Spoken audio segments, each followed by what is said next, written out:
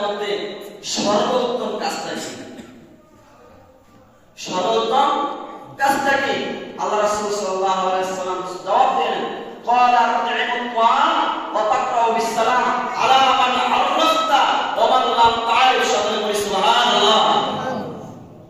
আল্লাহ রাসূল সাল্লাল্লাহু আলাইহি ওয়াসাল্লাম বলেছেন যে ইসলামের মধ্যে উত্তম কাজ হচ্ছে মেহমানদারি করানো। কি করানো? এখন তো আমরা মেহমানদারি ভয় পাই না? আগে মানুষ যেভাবে মেহমানদারি করতেন, এখন কিন্তু মেহমানদারি উঠে গিয়েছে। বুঝতে পারছেন নি? মনে করে কি মেজবানটা মনে করে মেহমান আসলে আমারগুলো খাবে, আমারগুলো কমে যাবে, ঠিক না? মেহমান উঠে গিয়েছে। অথচ আল্লাহ রাসূল সাল্লাল্লাহু আলাইহি ওয়াসাল্লাম বলেন, আল্লাহ যখন বান্দার উপরে খুশি হন তখন তার ঘরে মেহমান পাঠান। কি পাঠান? বান্দার উপরে আল্লাহ খুশি হলে কি পাঠান? মেহমান পাঠান। আল্লাহ পাক রব্বুল আলামিন তার চাইতে একটু বেশি খুশি হন, তাহলে আল্লাহ পাক রব্বুল আলামিন বৃষ্টি দান করেন। আর যদি বান্দার উপরে আল্লাহ পাক রব্বুল আলামিন অধিক পরিমাণে সন্তুষ্ট হয়ে যায়, বান্দা আল্লাহ জান্নাতি হাসিল করতে পারে, আল্লাহর কামালিয়াত মাকবুলিয়াত হাসিল করতে পারে, আল্লাহ পাক রব্বুল আলামিন বলেন ওই বান্দার উপরে আমি খুশি হয়ে বান্দাকে কন্যা সন্তান দান করি। বলি সুবহানাল্লাহ। কি সন্তান? এখন তাহলে আমাদের সমাজে কিছু কিছু লোক আছে যে কন্যা সন্তান পাইলেও বিরক্ত মনে করে, ঠিক না? ফোলার জন্য বাবা কিন্তু ফোলা চাইতে ছেলেকে চাইতে বাপমার জন্য টান থেকে মেয়েদের বেশি, ঠিক না? বুঝতে পারছেন? কন্যা সন্তান হচ্ছে নিয়ামত। আপনি যদি একজন কন্যা সন্তান আপনাকে আল্লাহ পাক রব্বুল আলামিন দিয়েছে, এটা নিয়ামত হিসেবে গ্রহণ করতে হবে। আর এটা যদি ইসলামী নিয়ম অনুযায়ী, হুকুমিয়াত অনুযায়ী আপনার মেয়েকে আদর্শ একটা মানুষ করতে পারেন, পর্দার মধ্যে রাখতে পারেন, ইসলামী আইনগুলো সে পালন করতে পারে, তাহলে আপনার মেয়ে আপনাকে জান্নাত দিবে। কোথায় নেবে? সুবহানাল্লাহ। আবার যদি আপনার মেয়ে সীমালঙ্ঘন করে ফেলে, ইসলামের আইন থেকে দূরে সরে যায়, ব্যাপক অবস্থায় চলাফেরা করে, দায়ুসদের মতো চলাফেরা করে, আল্লাহ রাসূল সাল্লাল্লাহু আলাইহি ওয়াসাল্লাম বলেন, আদ-দায়ুসু লা ইয়াদখুলুল জান্নাহ। দায়ুস কখনো জান্নাতে প্রবেশ করবে না। আর এই মেয়ের কারণে মেয়ে জাহান্নামে যাবে, আপনি বাপে জাহান্নামে যাবেন। বুঝতে পারছেন? তাহলে আপনার মেয়ে আপনার জন্য জান্নাত, আপনার মেয়ে আপনার জন্য জাহান্নাম। এখন কি করলে জান্নাত পাইবেন, কি করলে জাহান্নামে যাইবেন, এটা আপনার উপরে ছেড়ে দিয়েছি। আল্লাহ পাক রব্বুল আলামিন আপনাকে বিবেক দিয়েছে, এটা আপনি জানেন, বুঝেন কোন পথে আপনার মেয়েকে, আপনার বিবিকে, আপনার পরিবারের পরিজনদেরকে পরিচালনা করলে জান্নাত পাবেন, আর কোন পথে পরিচালনা করলে জাহান্নামে যাবেন। এটা আমরা জানি কি জানি না? সম্মানিত হাজিরিন, এরপর আল্লাহ রাসূল সাল্লাল্লাহু আলাইহি ওয়াসাল্লাম বলেন, ওয়া তাকরাউ বিস-সালাম, সালামের আদান প্রদান করা, মান আররাফতা ওয়া মান লাম তা'রিফ। তুমি তাকে চিনো কিংবা না চিনো, তুমি তাকে চিনো কিংবা না চিনো, তুমি সালাম আদান প্রদান করো, সালামের প্রচলন করো। সালামকে তোমার সংসারের মধ্যে, তোমার পারিবারিক জীবনের মধ্যে, তোমার সামাজিক জীবনের মধ্যে প্রচলন করে দাও। তোমার সংসারে, তোমার ঘরের মধ্যে রহমত দিয়ে দিবেন কে? আল্লাহ। দিবেন না? এখন চিন্তা করে, পুরুষ স্বামী স্ত্রীকে সালাম দিতে লজ্জাবোধ করে, স্ত্রী স্বামীকে সালাম দিতে লজ্জাবোধ করে, ছেলে বাবাকে সালাম দিতে লজ্জাবোধ করে, বাবা ছেলেকে সালাম দিতে লজ্জাবোধ করে। কি করে না? কি করি? এখন গিয়া কত মুসি করি, ঘরে ঢুকলে সালাম দেয়, আমিও দেয়, উনিও দেয়। যখন আপনার ঘরটা, আপনার সংসারটা, আপনার পরিবারের জীবনটা আল্লাহর হুকুমে চলবে, তখন আল্লাহ আপনার ঘরটাকে জান্নাত বানিয়ে দিবেন কে? আল্লাহ। যখন আল্লাহর হুকুম মতো আপনার ঘর, আপনার জীবন, আপনার পরিবার পরিজনদের জীবনকে আল্লাহ রাসূল সাল্লাল্লাহু আলাইহি ওয়াসাল্লামের আদর্শ মোতাবেক চলাফেরা হবে, আপনার ঘরে নামাজ থাকবে, রোজা থাকবে, দুরূদ থাকবে, জিকির থাকবে, কোরআন তেলাওয়াত থাকবে, সালাম থাকবে, আপনার ঘরটাকে জান্নাত বানিয়ে দিবেন কে? আল্লাহ। কি বানিয়ে দিবেন? জান্নাত। সালাম নাই, জিকির নাই, নামাজ নাই, দুরূদ নাই, সুদ, ঘুষ এগুলো আছে, আপনার ঘরটা জাহান্নাম হয়ে যাবে। শান্তি পাবেন না ঘরের মধ্যে। কি পাবেন না? শান্তি আসবে না। সালামকে আপনার সমাজের মধ্যে, আপনার পারিবারিক জীবনে, আপনার রাষ্ট্রীয় জীবনে আনন্দ মনে করতে হবে। আপনি আপনার ঘর থেকে শুরু করেন, আপনার সামনে যে বসে তাকে সালাম দেন,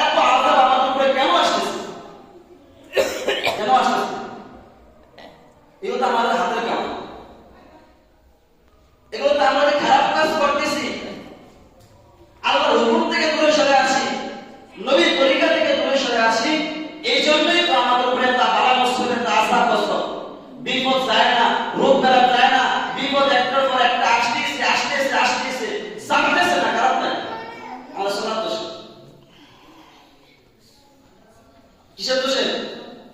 চলার দোষে। সম্মানিত হাজিরিন, আল্লাহ রাসূল সাল্লাল্লাহু আলাইহি ওয়াসাল্লাম এরপরে বলেছেন, ইদা ফাআলতুমুহু তাআক্কুম আফসুস সালামা বাইনাকুম। তোমরা যখনই সালামের আদান প্রদান করতে হবে, আফসুস সালামা বাইনাকুম, যখন তোমরা সালামের আদান প্রদান করতে পারবে, তখনই তোমাদের উপরে শান্তিটা ফিরে আসবে, তখনই তোমাদের উপরে আল্লাহর রহমত নাযিল হয়ে যাবে, তখনই তোমাদের উপরে আল্লাহর বারাকা নাযিল হবে। ঘোষণা দিয়েছেন কে? আল্লাহ রাসূল সাল্লাল্লাহু আলাইহি ওয়াসাল্লাম, মুসলিম শরীফের হাদিস। সম্মানিত হাজিরিন, মানুষ যখন আমরা যখন জান্নাতে যাব, আমাদেরকে জান্নাতে যে অভিবাদন জানাবেন, যখন আমরা হাসরের ময়দান থেকে জান্নাতে বের হতে যাব, তখন জান্নাতের ফেরেশতারা আমাদেরকে সালাম দিবেন। কি দিবেন? কথা বলেন। জান্নাতের ফেরেশতারা দিবেন। বিশেষ না, ওয়াসিফাল লাযীনা তাকু রাব্বাহুম ইলাল জান্নাতি জুমারা হাত্তা ইযা জাউহা ফুতিহাত ওয়া আবওয়াবুহা ক্বালা লাহুম খাযানাতুহা আলাইকুম সালামান আলাইকুম তিবতুম ফাদখুলুহা। সুবহানাল্লাহ। আল্লাহ রাসূল সাল্লাল্লাহু আলাইহি ওয়াসাল্লাম বলেন, যারা রবকে ভয় করেছে, যারা আল্লাহকে ভয় করেছে, আল্লাহকে ভয় করে আল্লাহকে সন্তুষ্ট করেছে, আল্লাহর হাবিবকে সন্তুষ্ট করেছে, তারা দলে দলে জান্নাতে যাবে। কিভাবে যাবে? দলে দলে জান্নাতে যাবে। আমরা জান্নাতে যেতে চাই কি চাই না? কে কে যেতে? আপনি কে কে যেতে চাই কি চাই না? নারে তাকবীর, নারে রিসালাত। আল্লাহ পাক রব্বুল আলামিন আমাদেরকে জান্নাতে নেওয়ার হিসেবে দুনিয়া থেকে বিদায় হওয়ার তৌফিক দান করুন, সকলে বলি আমিন। সম্মানিত হাজিরিন, তারপরে আল্লাহ পাক রব্বুল আলামিন বলতেছেন, তিবতুম ফাদখুলুহা খালিদিন। তোমরা পবিত্র, তোমরা কি পবিত্র। সালাম আলাইকুম তিবতুম ফাদখুলুহা খালিদিন। তোমরা যখন দলে দলে জান্নাতে ঢুকবে, জান্নাতের গেটের কাছে যাবে, গেটের কাছে যাওয়া মাত্রই জান্নাতের ফেরেশতারা তোমাদেরকে স্বাগতম জানাবে, আসসালামু আলাইকুম ওয়া রাহমাতুল্লাহ। কে জানাবেন? ফেরেশতারা। তাহলে কখন হতে পারবো আমরা এই সম্পদের মালিক? আমরা কখন হতে পারবো? হ্যাঁ, কথা বলেন না, বুঝতে পারেন না কথাটা? এই যে আমাদেরকে যখন আমরা জান্নাতে যাবো, আমরা যদি চাই দলে দলে জান্নাতে ঢুকবো, ঢুকার সময় যে জান্নাতের ফেরেশতারা আমাদেরকে, কখন এই সম্পদের মালিক আমি হব?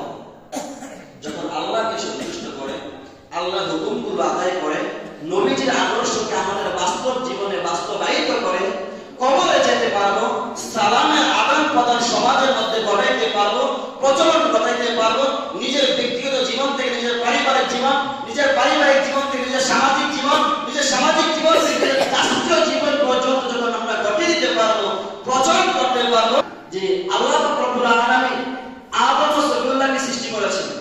মানুষ সৃষ্টি করার জন্য আল্লাহ পাক রব্বুল আলামিন যখন সমাবেশ তৈরি করেছিলেন, তখন ফেরেশতারা বাধা দিয়েছে। লম্বা ইতিহাস।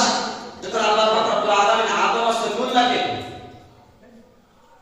সৃষ্টি করলেন, সৃষ্টি করার পরে তার ভিতরে যখন রূহ দিলেন, আদম ও সফিউল্লাহর সর্বপ্রথম বাক্য কি ছিল? কেউ জানেন? জানেন না? আদম ও সফিউল্লাহর সর্বপ্রথম বাক্য ছিল আলহামদুলিল্লাহ। সুবহানাল্লাহ। বাক্যটা কি ছিল? আলহামদুলিল্লাহ, সমস্ত প্রশংসা কার? আল্লাহ পাক রব্বুল আলামিন জান্নাতের মধ্যে যখন সকল ফেরেশতাদেরকে তার সামনে হাজির করলেন, হাজির করার সাথে সাথে আল্লাহ পাক রব্বুল আলামিন আদমকে বলেছিলেন যে সবাইকে সালাম দাও। আদম ও সফিউল্লাহ সালাম দিয়েছিলেন, আসসালামু আলাইকুম ওয়া রাহমাতুল্লাহ। সালামের জবাব দিলেন, ওয়া আলাইকুমুস সালাম ইয়া আদম ও সফিউল্লাহ। জান্নাতের মধ্যে সালাম ছিল কি ছিল না? আমরা তো সেই সালাম থেকে দূরে সরে আছি। আমাদের অবস্থাটা কি হবে?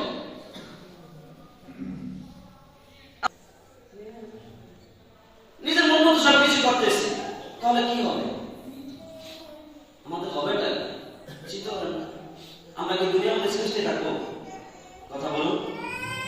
এই দুনিয়াটা কি আমাদের জন্য চিরস্থায়ী? এই দুনিয়াটা কি আমাদের জন্য চিরস্থায়ী না? ক্ষণস্থায়ী দুনিয়াটা আমাদের জন্য।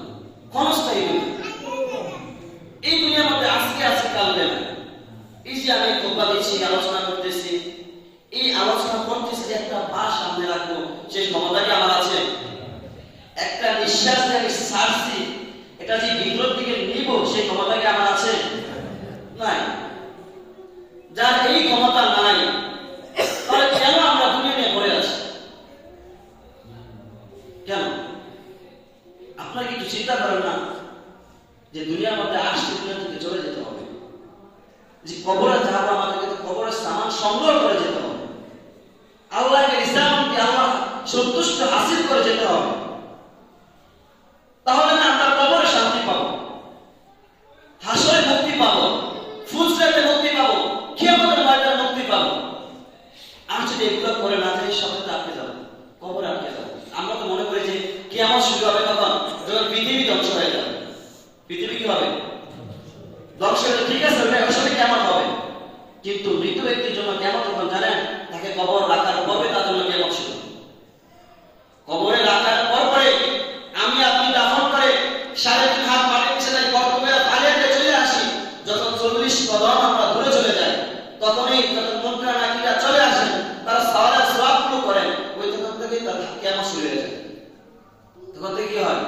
কিয়ামতের ময়দানে আল্লাহ পাক রব্বুল আলামিন হিসাব করবেন, আমরা কি করেছি, কোনটা ভালো করেছি, কোনটা মন্দ করেছি। এটা ভিডিও দেখাবে আমাদেরকে, আমরা অস্বীকার করে কি দেখাবে?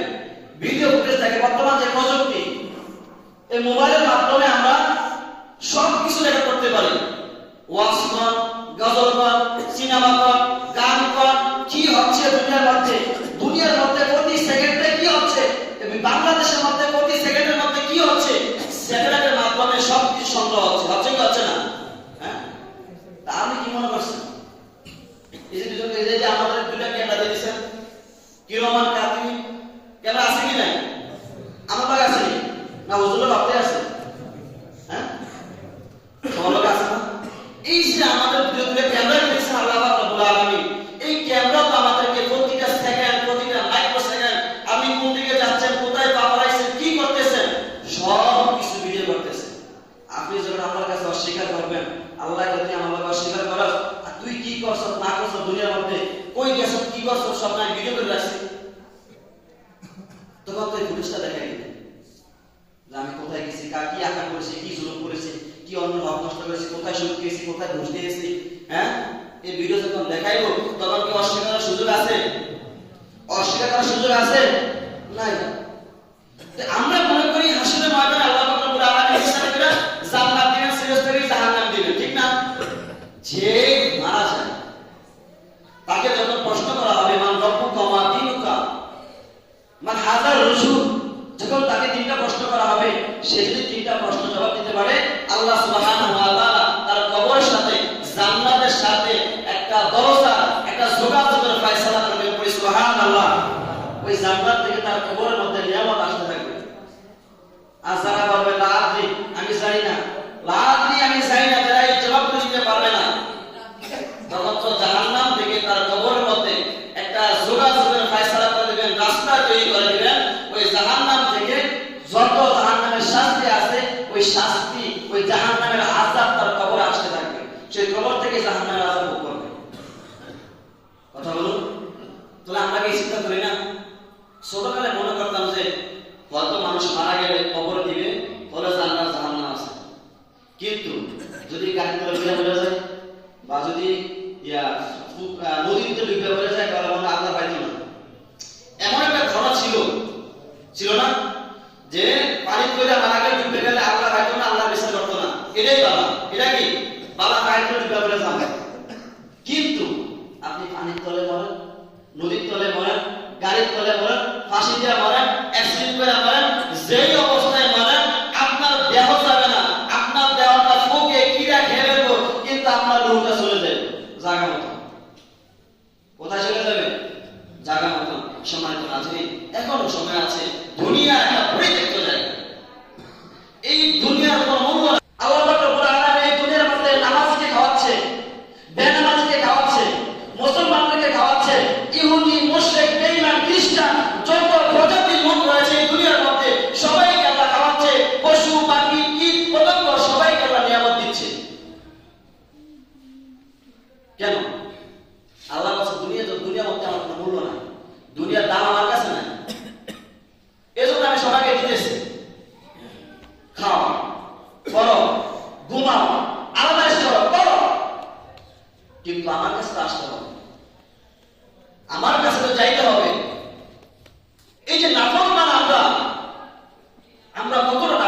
চিন্তা করছেন আল্লাহর দেওয়া এই হুকুম, আল্লাহর দেওয়া রিজিক বরকত কইরা, আল্লাহর দেওয়া নিয়ামত উপভোগ কইরা, আল্লাহর দেওয়া জমিনে থেকে আমরা নামাজ পড়ি না। যদি শুকরের মুখ থাকতো, কুকুরের জবান আল্লাহ পাক রব্বুল আলামিন খুলে দিত, আমরা অনেকে ফজর নামাজ পড়তে আসি নাই, জুমার নামাজ পড়তে আসছি।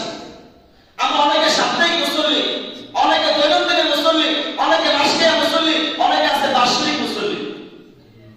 এই কুকুর বেনামাজিকে অভিশাপ দেয়, আর কুকুর ঘুম থেকে উঠে বলে, শুকুর ঘুম থেকে উঠে বলে, আল্লাহ কোন বেনামাজি চেহারা আমার সামনে আইলেন না। কুকুর পর্যন্ত আমাদের ঘৃণা করে। ওই যে গত জুমায় বলেছিলাম যে আমরা যদি আমলে ঈমানদার হইতে পারি, পরিপূর্ণ মুমিন হইতে পারি, তাহলে আমরা ফেরেশতার চাইতেও দামি। কিসের চাইতে দামি? ফেরেশতার চাইতে দামি। আর যদি আল্লাহ রাসূলের হুকুম থেকে চলে যায়, নাফরমান হয়ে যায়, উলাইকা কাল আনআম বাল হুম আদল, চতুষ্পদ জন্তু কুকুরের চাইতেও নিকৃষ্ট। আল্লাহ পাক রব্বুল আলামিন আমাদের সকলকে আল্লাহর হুকুমগুলো আদায় করে ইসলামের বিধিবিধানগুলো আমাদের পারিবারিক জীবনে, রাষ্ট্রীয় জীবনে, সামাজিক জীবনে ছড়িয়ে দেওয়ার তৌফিক এনায়েত করুন। সকলে বলি আমিন। সম্মানিত হাজিরিন, আজকে হচ্ছে পবিত্র শবে মেরাজ। আজকে হচ্ছে এই দিনটা হচ্ছে 26শে রজব, মাগরিবের পর 7টার পরে। ইংরেজি মাসের তারিখ চেঞ্জ হয় রাত্র 12টার পরে, আর বাংলা সম্ভবত চেঞ্জ হয় দিনের 12টার পরে, আর আরবি মাসের তারিখ চেঞ্জ হয় সন্ধ্যা 7টার পরে। আজকে হচ্ছে 26শে রজব, মাগরিবের 7টার পরে হচ্ছে 27শে রজব। 27শে রজব আল্লাহ রাসূল সাল্লাল্লাহু আলাইহি ওয়াসাল্লামের মিরাজ হয়েছে। মিরাজের